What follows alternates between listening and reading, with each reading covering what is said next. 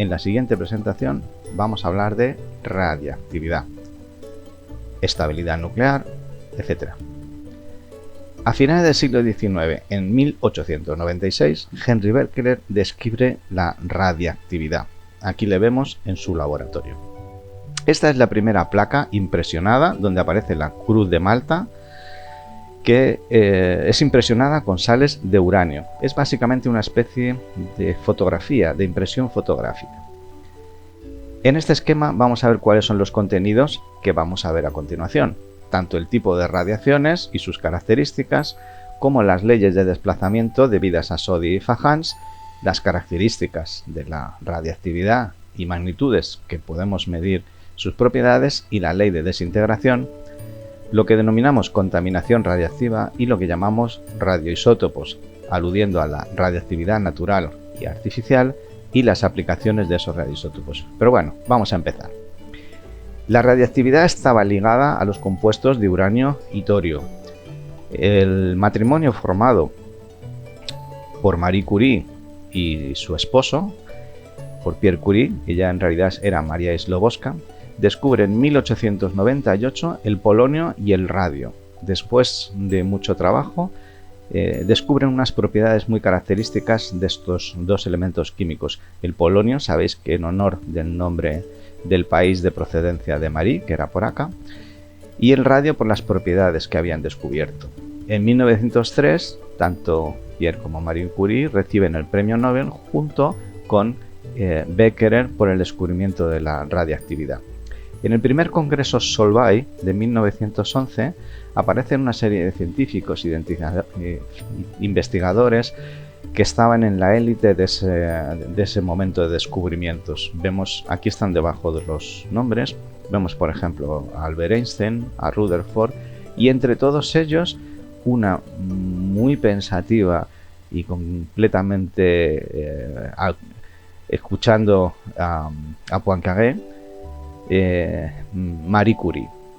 Estamos en 1911 y veis que es la única mujer en este congreso. Los físicos hablan aquí de radiactividad y de la nueva física. En 1911 Einstein ya había publicado su teoría de la relatividad restringida y se estaba avanzando en algunos otros aspectos.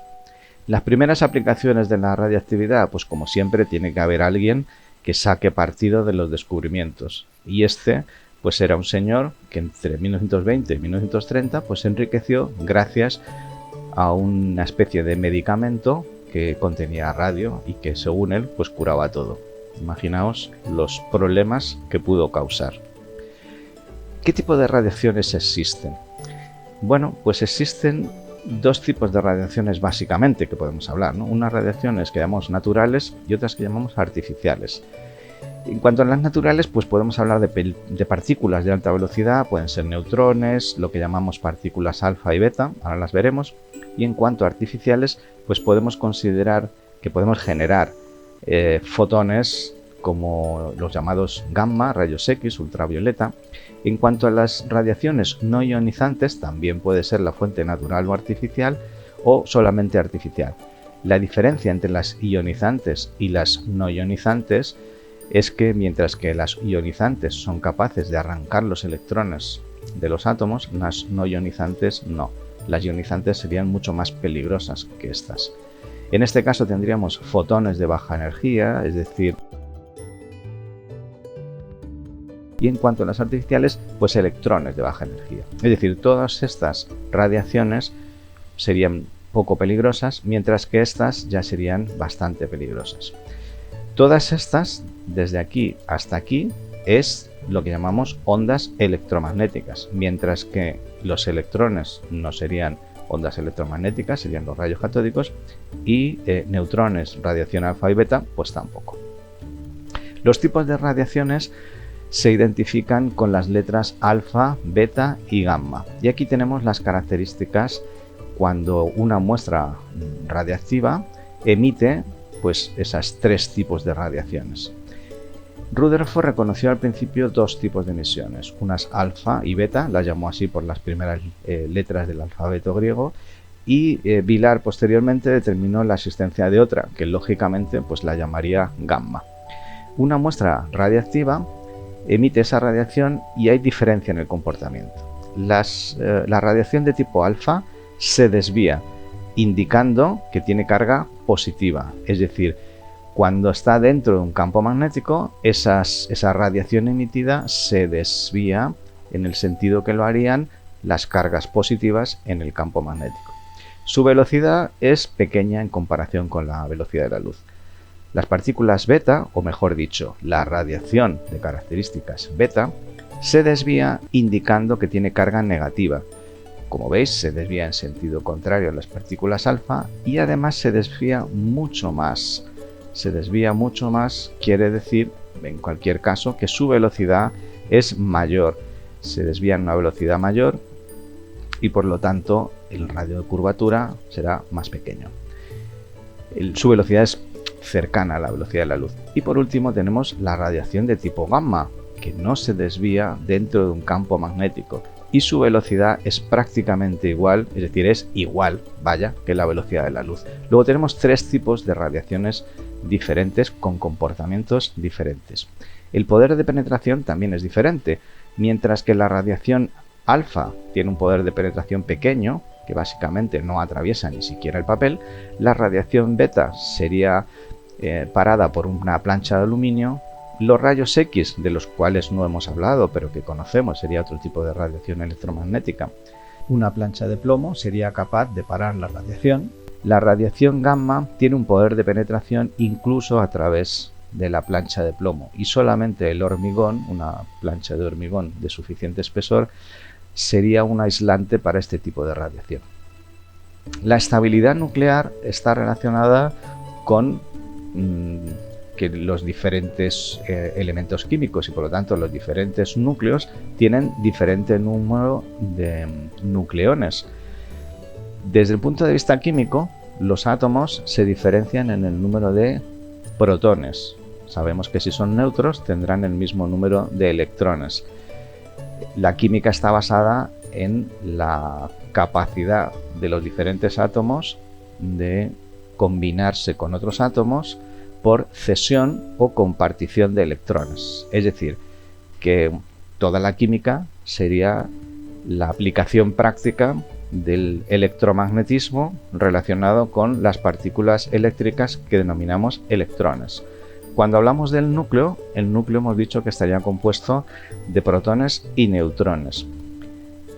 Cuando tenemos núcleos pequeños, el número de neutrones va a ser igual al número de protones. Es decir, n, que sería el número de neutrones, será igual al número de protones. Cuando los núcleos son más pesados, hay más neutrones que protones. Esto se indica porque si esta es la línea C igual a n, es decir, igual número de protones que de neutrones, cuando el número de protones, el número atómico, se incrementa, vemos que el número de neutrones es mayor que el número de protones. Esto es así porque la estabilidad nuclear tiene que ver con la repulsión de los protones. Tiene que haber una fuerza, como ya veremos, diferente a la fuerza electromagnética que haga que se estabilicen. Si tenemos más neutrones, estabilizarán la repulsión eléctrica entre los protones.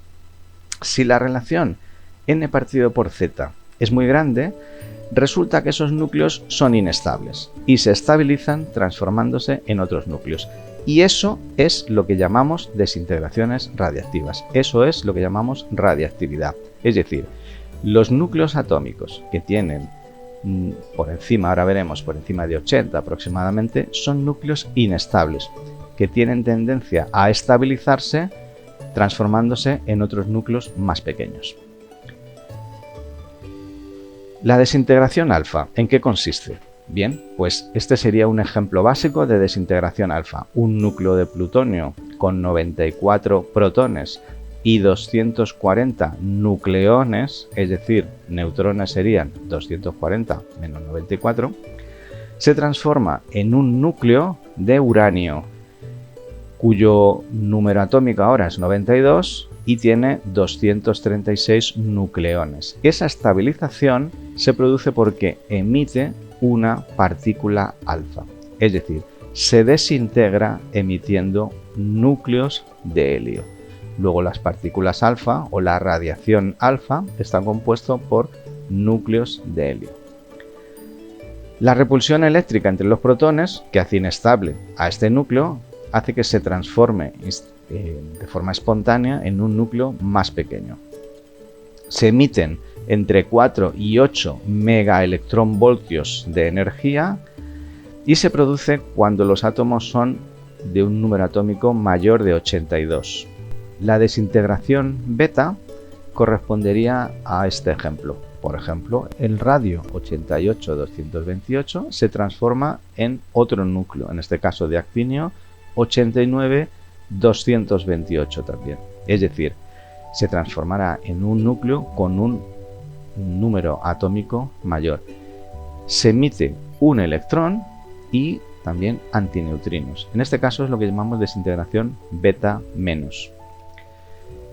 Los núcleos se estabilizan emitiendo un electrón. Se emiten, como he dicho también, antineutrinos. Esquemáticamente podríamos considerar que es lo siguiente. Se transforma en un núcleo de mayor número atómico, pero con el mismo número de nucleones, donde lo que ocurre es que un neutrón se transforma en un protón, emitiendo, como vemos, electrones y antineutrinos. Esta es el quid de la cuestión. En una desintegración beta, lo que ocurre es que un neutrón y un protón, que son muy equivalentes, como veremos, porque están formados por quarks, intercambian un quark de manera que un neutrón se transforma en un protón. En la desintegración beta más, se emiten positrones, que serían las antipartículas de los electrones, y lo que ocurre es el caso contrario. Es un protón el que se transforma en un neutrón. En este caso, por ejemplo, tenemos la transformación en torio. El número de nucleones. Lógicamente el número de nucleones no cambia, tienen los mismos componentes en el núcleo, solo que en este caso tiene 91 protones y en este caso tiene 90 protones. La desintegración gamma pues ocurre como en este caso. En este caso tenemos plutonio y la radiación gamma son ondas electromagnéticas de alta energía.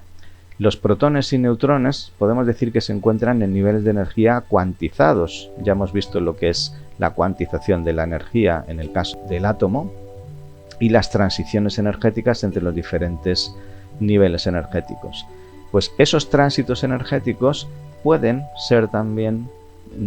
estar presentes también en el núcleo, de tal manera que los tránsitos energéticos desde niveles de energía superior a energía inferior corresponden a la radiación gamma, mientras que en este caso los tránsitos podían ser de energía pues próxima al visible, en el infrarrojo, en el ultravioleta. En el caso de los núcleos, la transición entre un estado energético de energía mayor a un estado inferior, esa energía corresponde a una radiación, una onda electromagnética, pero de mucha mayor energía. La energía de ese fotón, lógicamente, está cuantizada. En las desintegraciones radiactivas, los núcleos inestables se transforman en otros emitiendo radiaciones. Eso es lo que hemos visto, depende de la relación NZ. Y una característica fundamental es que se conserva la carga y el número total de nucleones. Las leyes de desplazamiento no son más que una serie de leyes experimentales. Bueno, este sería un esquema resumen también de las diferentes radiaciones alfa, beta y gamma. Núcleos de helio, electrones y fotones gamma. En este caso se corresponde a la emisión de una partícula alfa y en este caso de una partícula beta. Es un resumen de lo que hemos dicho anteriormente. En cuanto a las familias radiactivas, pues ya hemos comentado que existen familias de transformaciones, es decir, núcleos que se transforman en otros núcleos por sucesivas transformaciones, como veis, alfa y beta, hasta que se encuentra un núcleo estable. En este caso está representada la familia del uranio 238, de tal manera que todos los sucesivos